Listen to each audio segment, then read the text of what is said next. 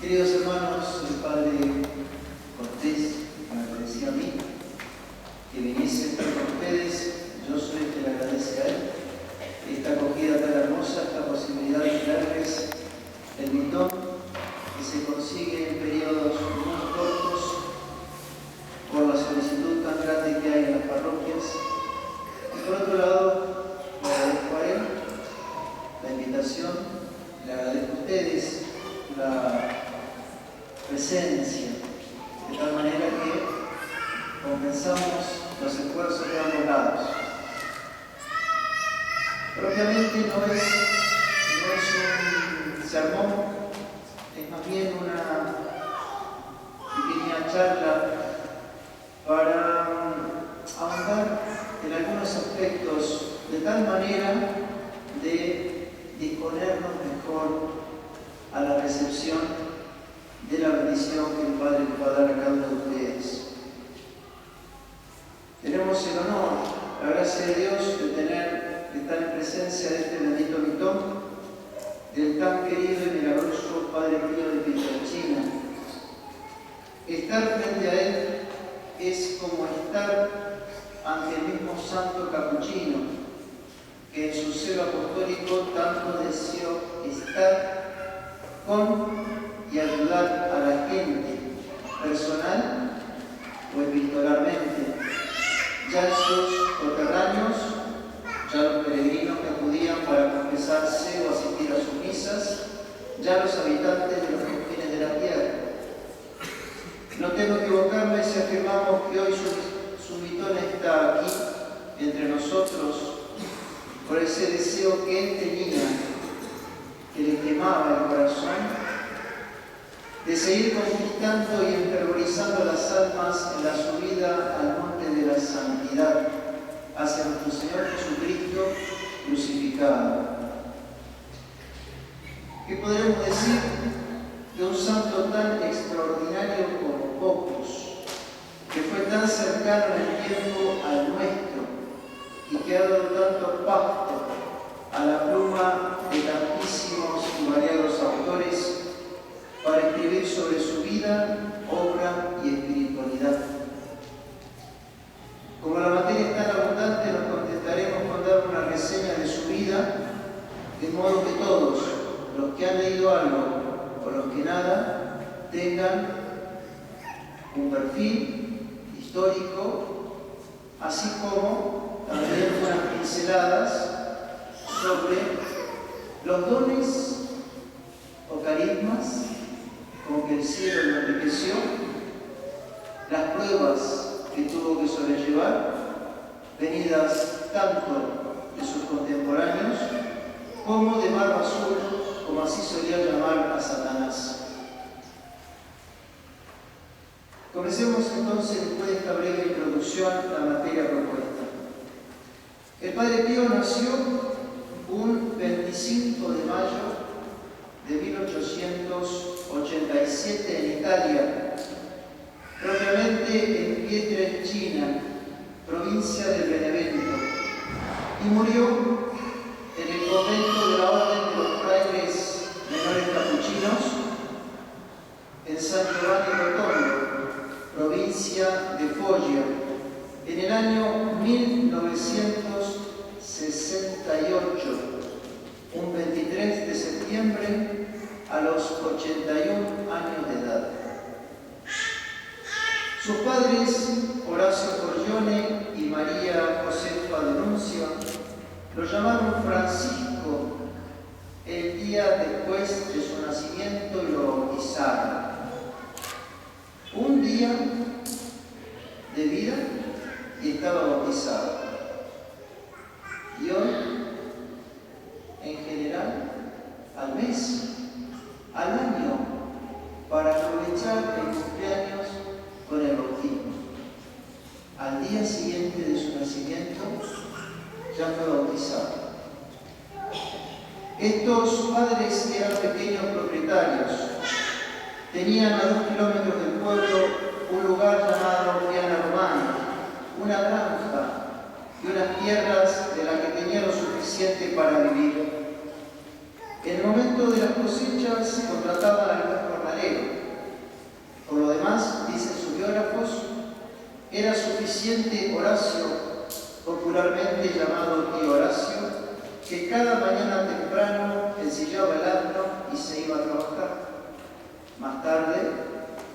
lo hacía también su mujer, tía Josefa, para hacer sus labores de granja y en el corral y preparar la comida. Por la tarde regresaban juntos al pueblo, a su casa, una casa llena de calor humano.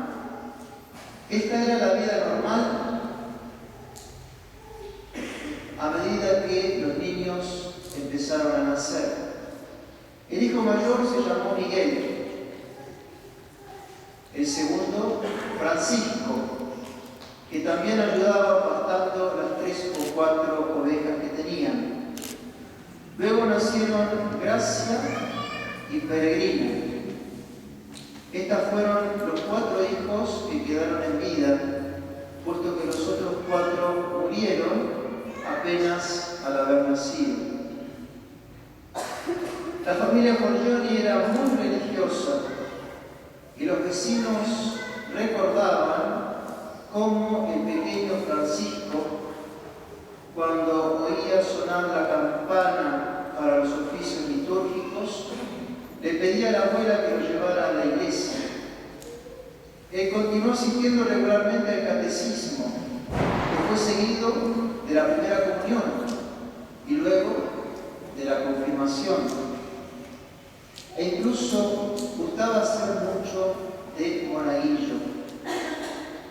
Ya se distinguía entre los otros niños debido a su interés por las cosas religiosas. En el campo se nos dice, cuando jugaba con otros pastores de su edad, muchas veces sus primos, siempre gustaba hacer procesiones. Y dicen los biógrafos, hacer del barro muñequitos. Tenía unos 10 años, la primera anécdota importante en su vida. Era un día de verano, mientras se brillaba la era, y un fraile capuchino apareció para mendigar. Para Francisco fue como una revelación. Después que el monje se había ido, le dijo a su padre: quiero hacerme fraile. El padre no lo tomó muy en serio y le dijo: para eso deberás estudiar. E inmediatamente le agregó: pues bien, hazte fraile en Padua, que era el pueblo cercano en donde había un convento franciscano. No, le contestó, quiero hacerme fraile con barba. Primera vez que veía un monje con barba y quedó impactado. Como para entrar en el convento había que tener al menos 15 años, dedicó este tiempo que mediaba al estudio, teniendo que ir a una escuela privada con el esfuerzo que eso significó para su padre, quien, con su hermano mayor, emigró para América de manera de generar una mayor entrada económica. Tan común era la inmigración de italianos. En el colegio aprendió a leer, a escribir y un poco de latín también. Si bien Francisco tenía firme la decisión de hacerse religioso, una dura batalla lo atormentaba interiormente. Una división intestina que él reconocía encontrar, que pudo vencer gracias a una especie que llama de visión que él mismo reitegrará años más tarde estando en el convento. ¿Cuál era la pulseada? Dejar el mundo con todos los atractivos que a él lo llamaban, como para cualquiera de nosotros, entrar en el seminario dejando lo que a uno, claro, le cuesta dejar, ¿cómo no?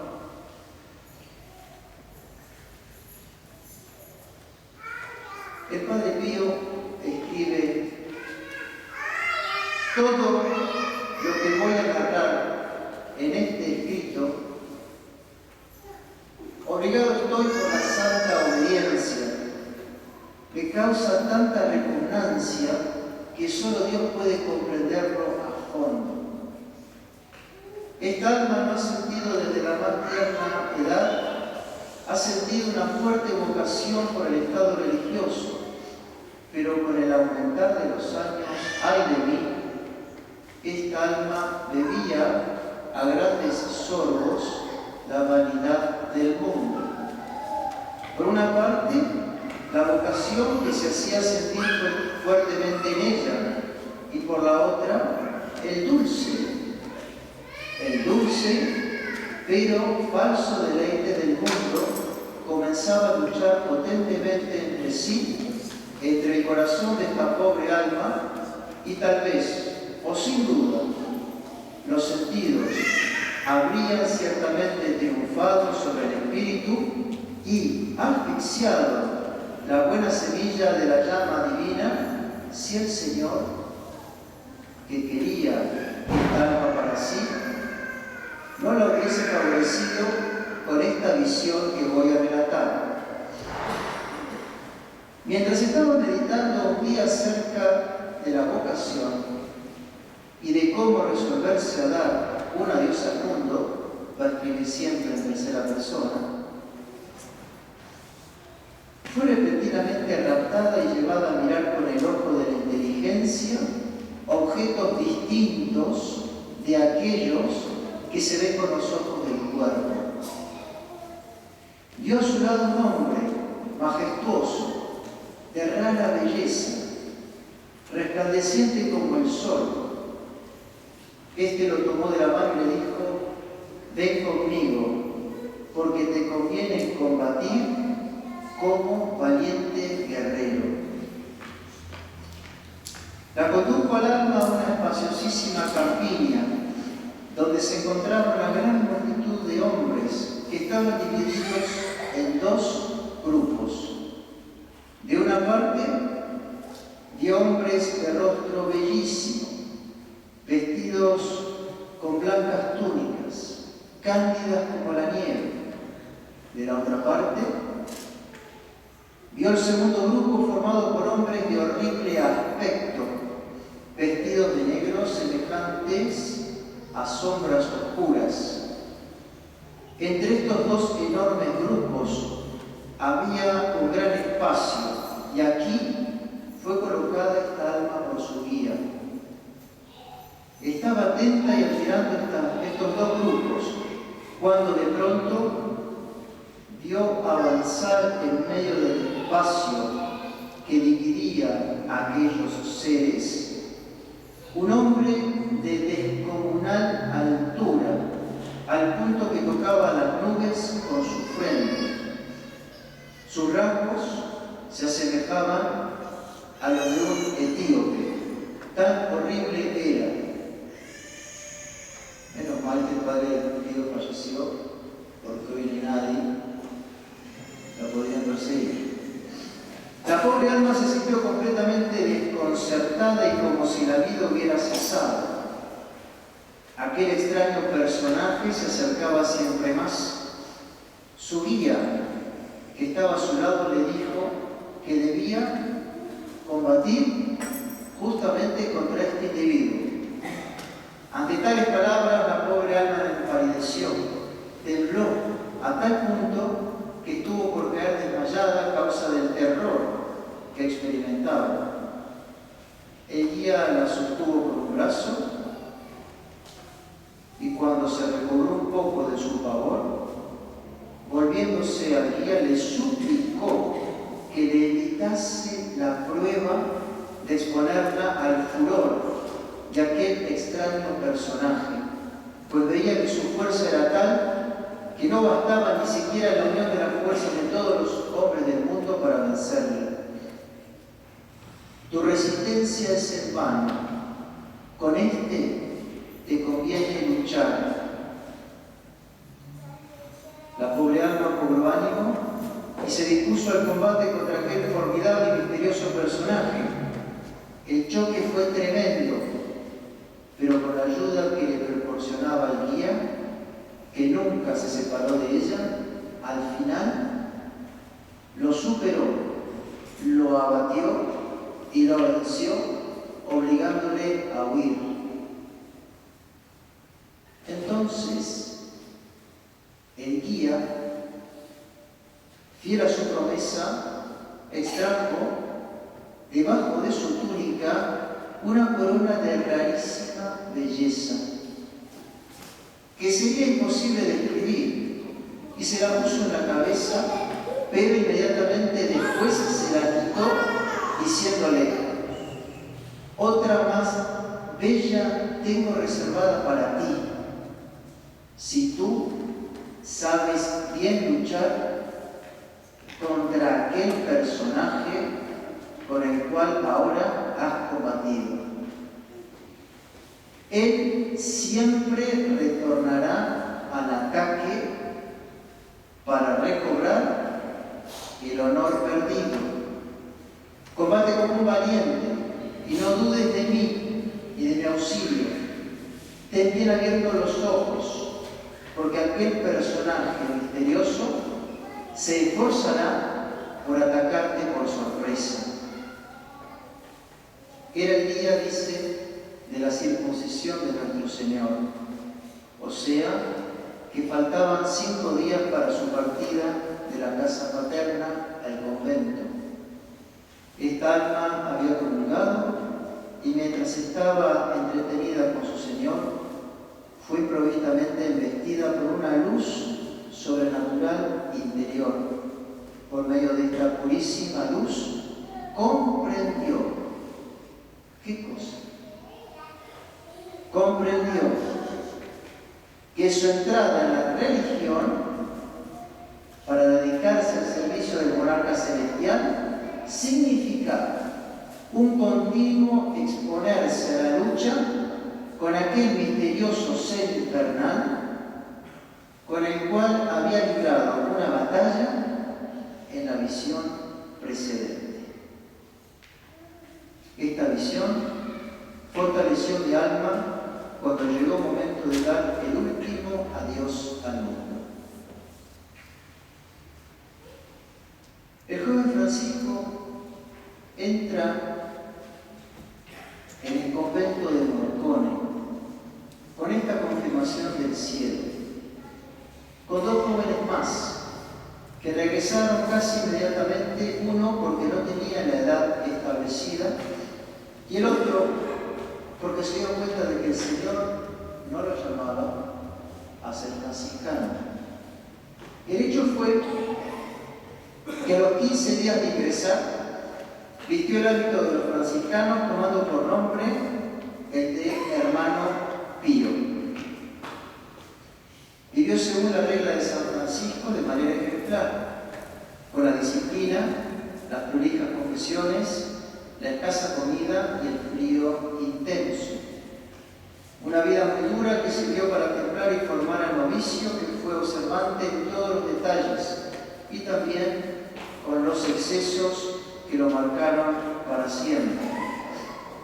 Un año más tarde, cuando hizo su profesión religiosa, antes de dejar Morcone, ya era un fraile concreto que emprendía sus estudios para convertirse en sacerdote.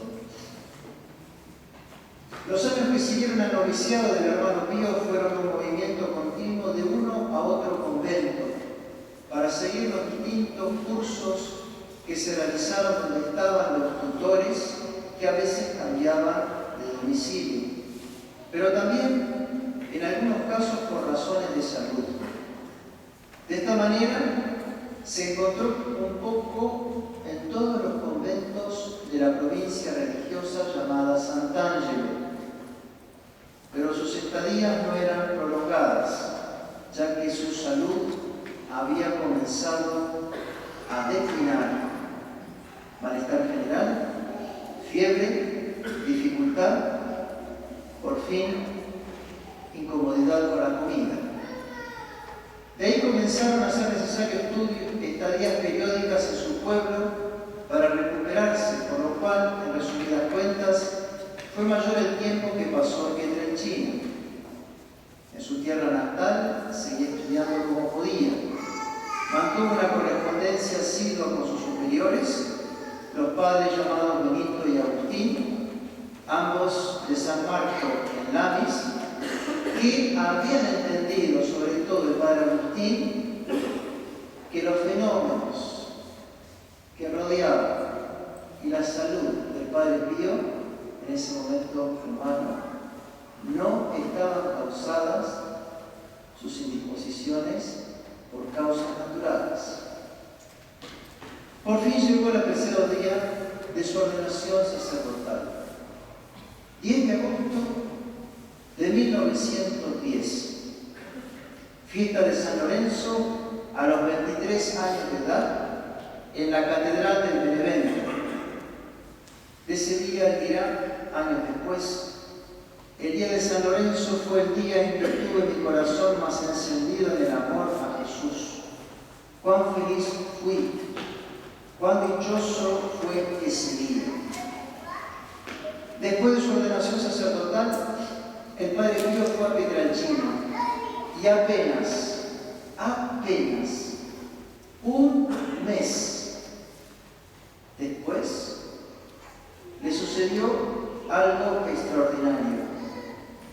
Estaba en el campo rezando y meditando a la sombra de un olmo cuando sintió un ardor intenso en la palma de sus manos. Fue la primera manifestación de los estigmas. Solo un año después se decidió informar a su superior, añadiendo que esas señales le habían dado una gran confusión, por lo cual pidió al Señor que le desapareciera. Y así fue. Desapareció visiblemente, pero siguieron de modo invisible. Y le trajeron desde entonces un gran sufrimiento, especialmente los viernes del año y durante la Semana Santa. Su salud seguía desmejorando. Así vivió 6 años, desde su ordenación hasta 1916. Un año antes de esta, fue llamada a enrolarse a la milicia, pero por su salud endeble fue dado de baja. El diagnóstico: tuberculosis. Es preciso notar que para esta época ya comenzaban los éxtasis y estuvo 40 días viviendo solamente de la Santa Eucaristía. En esta época es cuando le escribe al Padre Agustín: sufro y sufro muchísimo, pero gracias al buen Jesús siento todavía un poco de fuerza. ¿De qué cosa no es capaz la criatura ayudada por Jesús? No anhelo absolutamente el ser aligerado de la cruz, porque sufrir con Jesús me es querido. Al contemplar la cruz sobre los hombros de Jesús, me siento siempre más fortalecido y exulto de santo gozo. Experimento, sin embargo, en mi corazón la grave necesidad de gritar siempre más fuerte a Jesús con el doctor de la gracia: da quod iubes et iube podvis. Da lo que mandas y manda lo que quieres. Por eso, mi querido Padre, que la idea de mi padecimiento a usted no ponga ni en vuestra frente ni en vuestros ojos una sombra que pudiese entristecer vuestro corazón. Sí, no lloremos, Padre mío. Es menester ocultar finalmente nuestras lágrimas a aquel que las manda, aquel que las ha derramado y las derrama todos los días a causa de la ingratitud humana. Él elige ciertas almas, y entre estas, no obstante mis deméritos, ha escogido también la mía, para ser ayudado en el grande negocio de la salvación humana. Y cuando más estas almas sufren sin consolación alguna, más se alivian los dolores del buen Jesús. Y aquí por qué el deseo de sufrir siempre más y sufrir sin ser consolado, ya que en esto reside toda mi felicidad. Pasados estos años en gran prueba interior y en un altísimo grado de unión a Dios, llegó por fin el motivo de trasladarse hacia donde será la cuna final. La oportunidad de regresar permanentemente a la comunidad de Foggia fue en marzo del 16, cuando una señora de ese lugar, muy estimada por los frailes capuchinos por su vida devota, que se había carteado con el Padre Pío para que la guiara espiritualmente, cayó gravemente enferma. Informado por sus superiores, el Padre Pío viajó a Foggia, al convento de Sant'Anna, que a la sazón era el único. Pudo asistirlo hasta su muerte, que tuvo lugar poco tiempo después, pero él continuó viviendo ahí. También ahí se producían fenómenos misteriosos. Llegó el Padre Pío y empezaron los problemas. De la habitación del santo salían estruendos espantosos y sus hermanos estaban aterrorizados.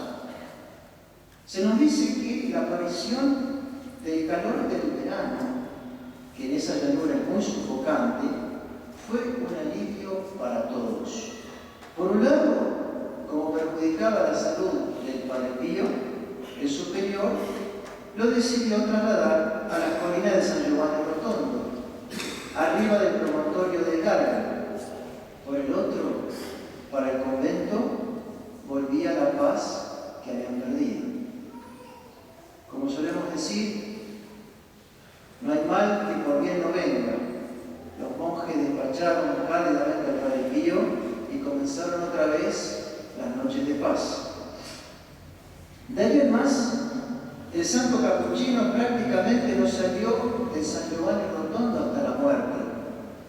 Su apostolado consistió en dar charlas de manera regular a un grupo de mujeres, la mayoría terciarias franciscanas. Una de ellas,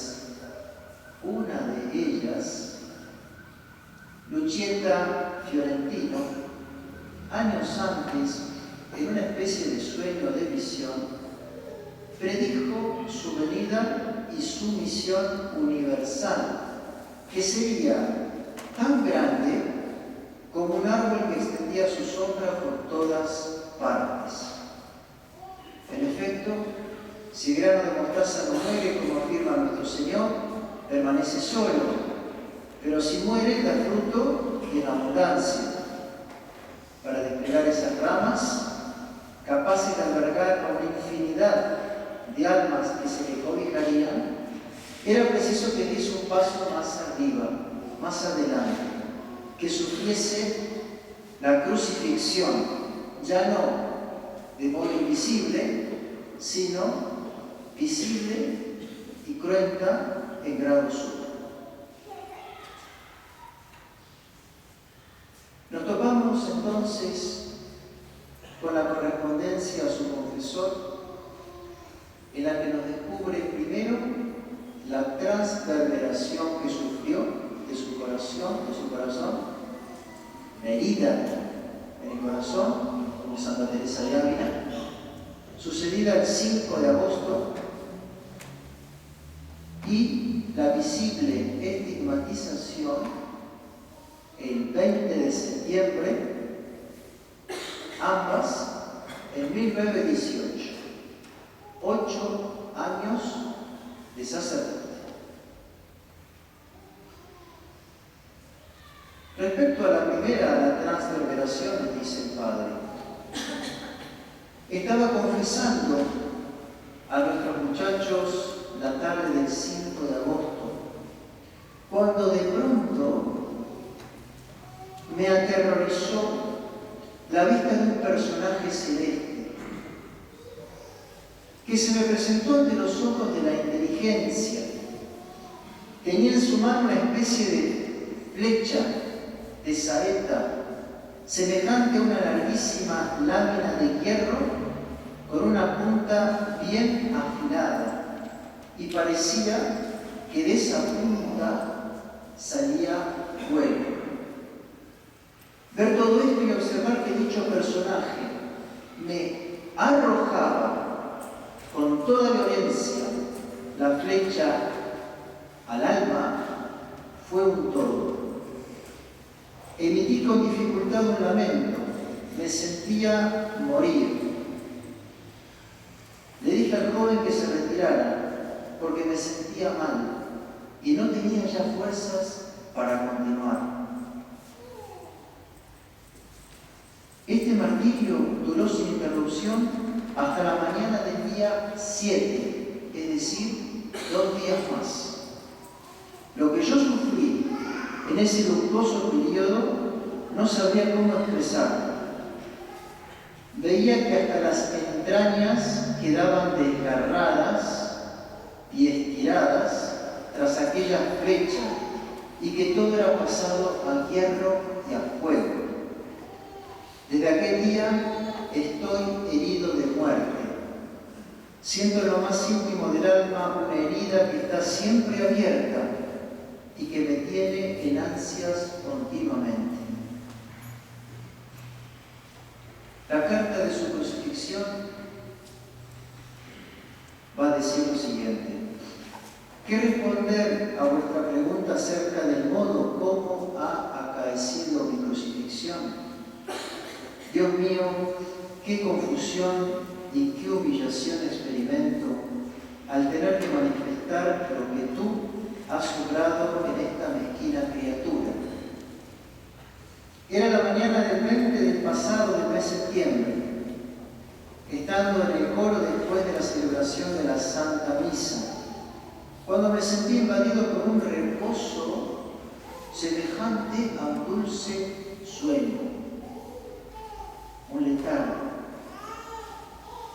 Todos los sentidos, tanto internos como externos, y las mismas facultades del alma se encontraron en una quietud indescriptible. En todo esto reinaba un total silencio en torno a mí y dentro de mí.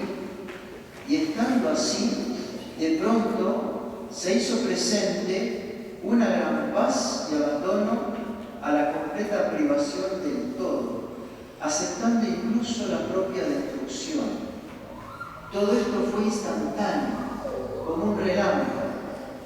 Y mientras pasaban todas estas cosas, otra vez, una vez más, me vi delante de un misterioso personaje, semejante a aquel que vi la tarde del 5 de agosto, con la sola diferencia de que en este las manos, los pies y el costado manaban sangre. Su vista me aterrorizó. Lo que yo sentía en mí en aquel instante me resulta imposible decir. Me sentía morir y habría muerto si el Señor no hubiese intervenido para sostener el corazón que yo sentía que se me escapaba del pecho. Se retira la vista del personaje y yo me vi que mis manos, pies y costado estaban atravesados y manaban sangre. Imagine el desgarro que experimenté entonces y que voy experimentando continuamente casi todos los días. La herida del corazón mana sangre continuamente, sobre todo del jueves por la tarde hasta el sábado. Padre mío, muero de dolor por el desgarro y la confusión subsiguiente que sufro en lo íntimo del alma. Debo morir desangrado si el Señor no escucha los gemidos de mi corazón y no retira de mí esta su acción. Me concederá esta gracia Jesús, que es tan bueno. Me quitará al menos esta confusión que yo experimento por estos signos externos. Alzaré fuerte mi voz a Él y no cesaré de conjurarle, para que por su misericordia retire, quite, saque de mí estos signos externos que me generan tanta confusión y y una humillación indescriptible e insostenible. Como era de esperar, en un pueblo tan chico como era San Giovanni Rotondo, la aparición de un fraile ahora estigmatizado, que ya tenía fama de santidad, fue un regalero del pueblo. Se le mandan 3 médicos para que vayan a hacer un análisis enviado de la Santa Sede. 2 de ellos no encuentran explicación. Un tercero, famoso y reconocido, afirma que se curaría sin ningún tipo de dificultad esas llagas con la medicina. Empezó el tratamiento sin lograr ninguna mejoría. De ahí en más, el Padre Pío comenzará un calvario aunado a los dolores físicos, el manoseo de la medicina y la sospecha del santo oficio propiciada por el obispo y el clero de Manfredonia. Hubo tumultos populares cuando la Santa Sede promulgó varias medidas en contra del Padre Pío. Imagínense que el convento no estaba en un país nórdico, estaba en Italia, donde la sangre fluye y arde con facilidad.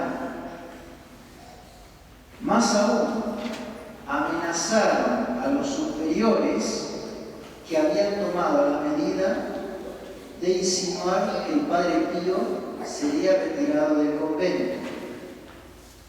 El punto es que en el año 1931 fue aislado del convento, prohibiéndosele confesar, celebrar misa en público, cartearse como le era habitual y los contactos regulares con los fieles. Estaba, pero no estaba. Se había convertido en un prisionero de hecho. Asimismo, hubo momentos de disturbios reales cuando llegó la voz de que le iban a trasladar. Verdadero o falso que fuese el rumor, sus discípulos no dudaron en generar una vigilancia, tanto de día como de noche, alrededor del convento, no sea cosa que lo vengan a buscar.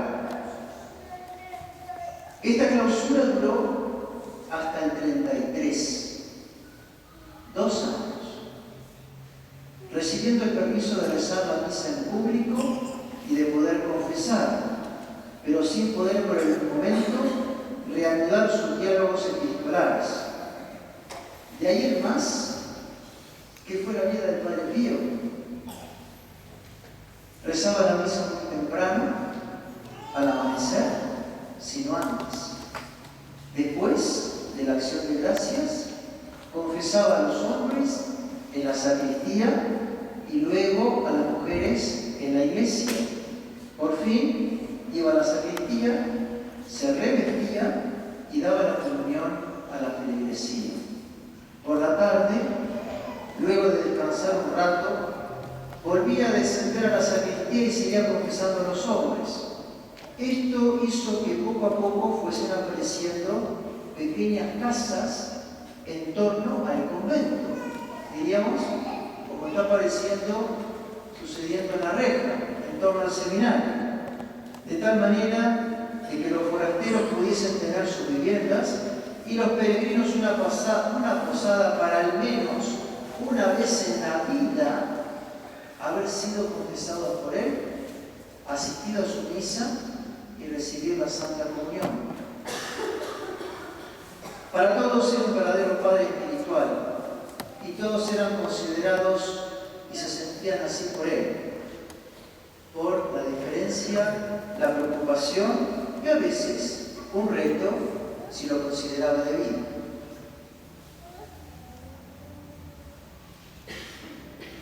El barco azul, el demonio, no lo iba a dejar tranquilo, ni mucho menos.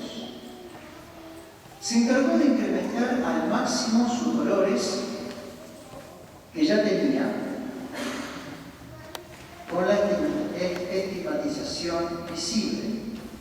Son varias las cartas del Padre Pío en las que va describiendo lo que sufría, que por una razón elemental no vamos a citar, sino que simplemente nos vamos a quedar con las principales, aquellas en las que descubre cómo era flagelado por el diablo de noche, cómo era golpeado, aquellas horas que parecían nunca acabar.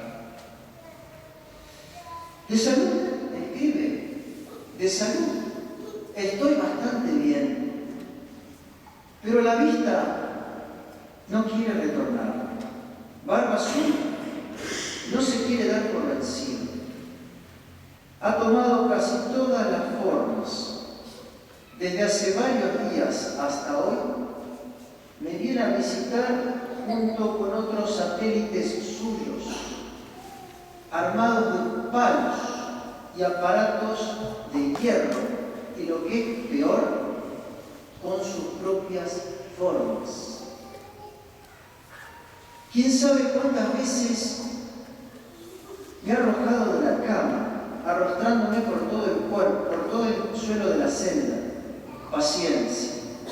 Jesús, la Virgen y el angelito de la guarda, San José y el Padre San Francisco están casi siempre conmigo. En enero del 12 se refería a esto. En la de junio del mismo año, el año 12 años de sacerdote, va a confesar: la otra noche la pasé muy mal. Aquel cosaco, desde las 10 de la noche que me acosté hasta las 5 de la mañana, 7 horas, léase, no hizo otra cosa que pegarme continuamente. Muchas fueron las diabólicas sugestiones que me ponía delante de la mente, pensamientos de desesperación, de desconfianza hacia Dios. Pero viva Jesús, porque me defendí repitiéndole a Jesús: vulnera tua, merita mea. Tus heridas son mi fortaleza. Llegué a creer que aquella frase aquella noche era la última de mi existencia, o que, aún no muriendo, habría perdido la razón. Pero gracias al bendito Jesús, nada de esto se verificó. A las 5 de la mañana, cuando aquel cosaco se marchó, el frío se apoderó de todo mi ser, haciéndome temblar de pies a cabeza, como una caña expuesta a un impetuosísimo viento. Duró un par de horas, eché sangre por la boca. Después vino el niño Jesús. Y antes de leerle la tercera y última correspondencia al respecto, observemos cómo a medida que pasaban estos encuentros con el diablo, el Padre Pío iba tomando cada vez más coraje, hasta que por fin llegó a perderle el temor, aunque no por eso el dolor físico de sentir. Y esta carta que les voy a leer es increíble. Si fuese de un biógrafo, difícil sería de creer. Pero por obediencia, él la escribió.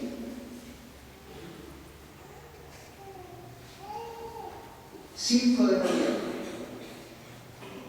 No os dije que Jesús quiere que yo sufra sin consuelo alguno. ¿Alguno no me ha pedido y elegido como una de sus víctimas? El dulcísimo Jesús me ha hecho comprender, por desgracia, todo el significado de ser víctima. He necesitado, querido Padre, llegar al consumatum est. No digo en qué modo me golpean aquellos desgraciados.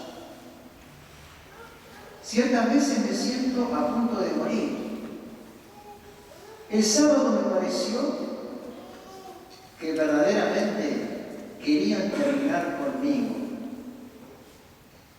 No sabía ya a qué santo encomendarme. Me dirigí a mi propio ángel y después de haberse hecho esperar largo tiempo, he aquí que lo vi volar a mi alrededor, cantando con su angélica voz himnos a la divina majestad. ¿Qué haríamos nosotros? No sé qué vela nos prende para saltar en una pata y se acabó la tortura. No. Tuvo lugar una de aquellas habituales escenas, ocasionales no, habituales escenas. ¿Qué hizo el Padre Pío? ¿Qué nos imaginamos? Lo reprendí con aspereza por haberse hecho esperar tanto tiempo. Lo reprendí. Mientras yo no había faltado a mi deber de llamarlo en mi socorro. Para castigar al ángel de mi guarda, no quería mirarlo a la cara, quería alejarme, quería huir de su compañía. Pero el pobre me alcanzó, dice casi llorando, me aferró, hasta que alzando la mirada le clavé los ojos. Y me di cuenta que estaba muy afligido. Me dijo: estoy siempre a tu lado, mi querido joven. Me muevo constantemente a tu alrededor con el afecto que suscita tu gratitud hacia el amado de tu corazón. Este afecto mío por ti no se apagará ni siquiera con tu vida.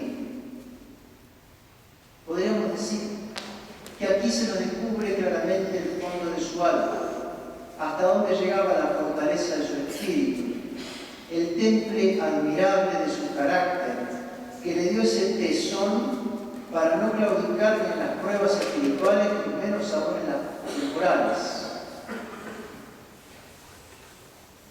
Si nos detenemos ahora ya a considerar no los estigmas, sino los dones o carismas que recibió para el beneficio no personal, sino de los fieles de la Iglesia, del pueblo cristiano, las llamadas gracias gratuitamente dadas, podríamos decir que tuvo de tres géneros: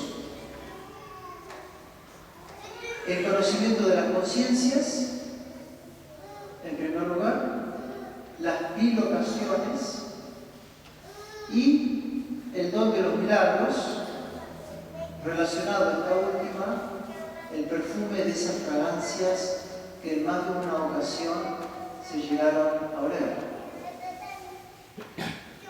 El conocimiento de las conciencias consistía en un alumbramiento habitual que Dios le hacía a su inteligencia, sobre todo, pero no únicamente, en el tribunal de la confesión.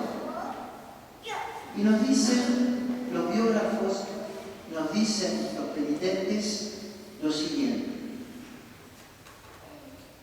si uno no había confesado una falta, no la había confesado, si la omisión había sido involuntaria en materia de pecados veniales, entonces su actitud era como la de una seda.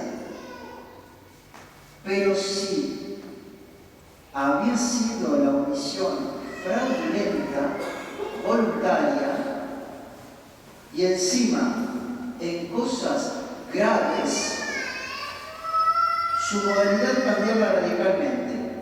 Su enojo era manifiesto, y en más de una ocasión el penitente era echado del confesionario de mala manera, no sin una gran vergüenza por la humillación que sufría ante los demás penitentes. ¿Y por qué los echaba? Porque él sabía que eso era lo que necesitaba para venir y confesarse como Dios manda. Las bilocaciones era el estar en dos lugares al mismo tiempo, una con su cuerpo físico y otro espiritualmente con un cuerpo simulado. Así pues, en una ocasión, él confesó, estando con las terciarias, al ser consultado y viéndolo que estaba como en un éxtasis, le respondió: fui a América a visitar a mi hermano Miguel. Así pues, Don Orione afirmó haberlo visto en Roma el día de la canonización de Santa Teresita, cosa que él físicamente estuvo en el convento, pero bilocado en ese lugar. Y así tantísimos ejemplos que podríamos tener a colación. Si nos referimos a los milagros, nos vamos a quedar solamente con uno de los miles, tal vez el más increíble.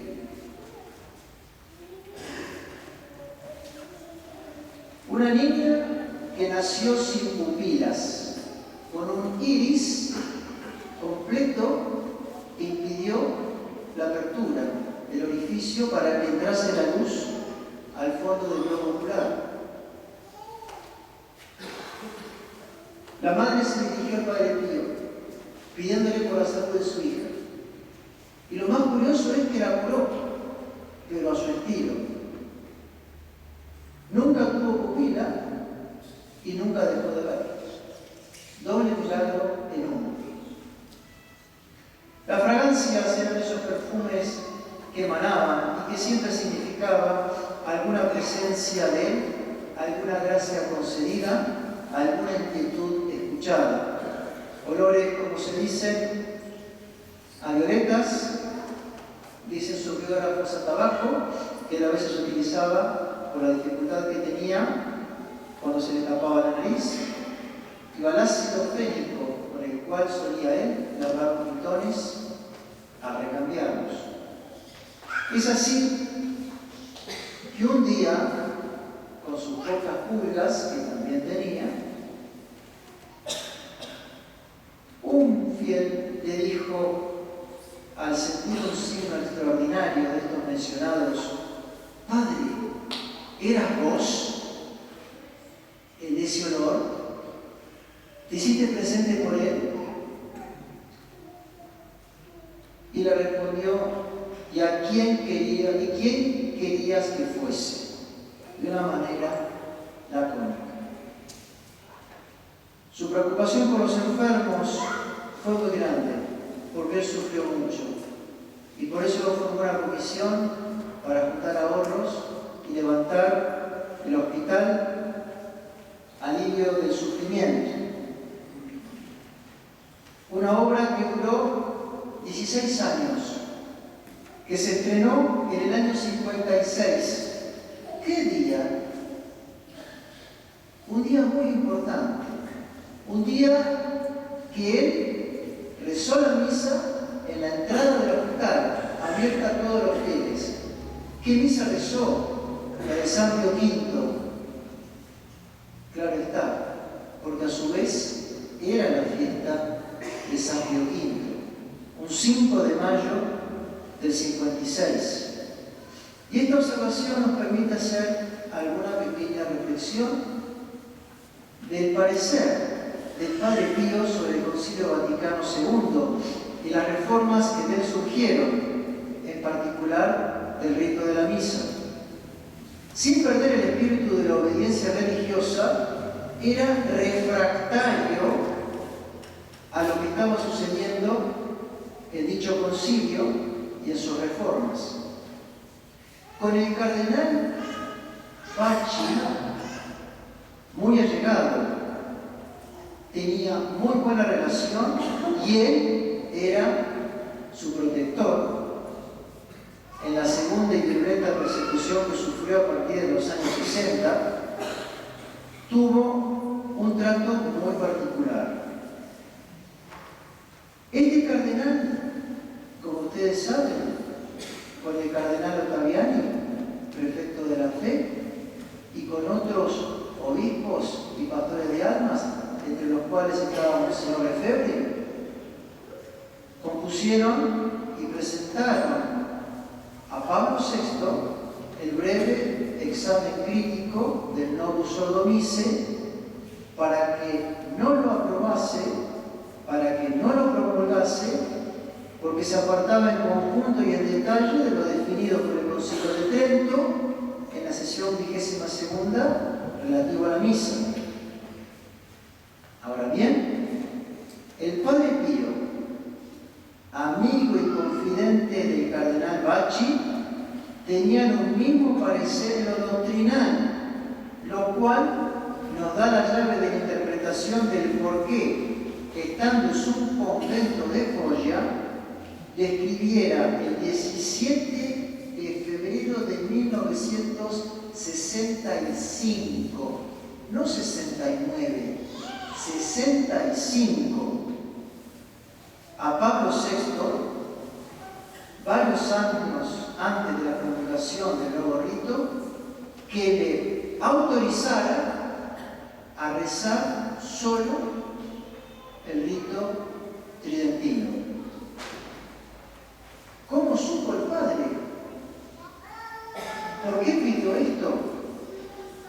Porque el primer domingo de la cuaresma de ese año, ya habían comenzado los experimentos litúrgicos en lengua vernácula y con cambios en la celebración, en donde, como afirma Yves Giron en el libro de él sobre nuestro santo, se revolucionaba la formulación teológica del sacramento. De hecho, el Padre Pío muere 6 meses antes de la aprobación de la nueva misa, que jamás rezó, aunque en las últimas misas, para evitar una equivocación, en las últimas misas lo obligaban a rezar mirando a los fieles, tal como aparece en el video de la última que rezó.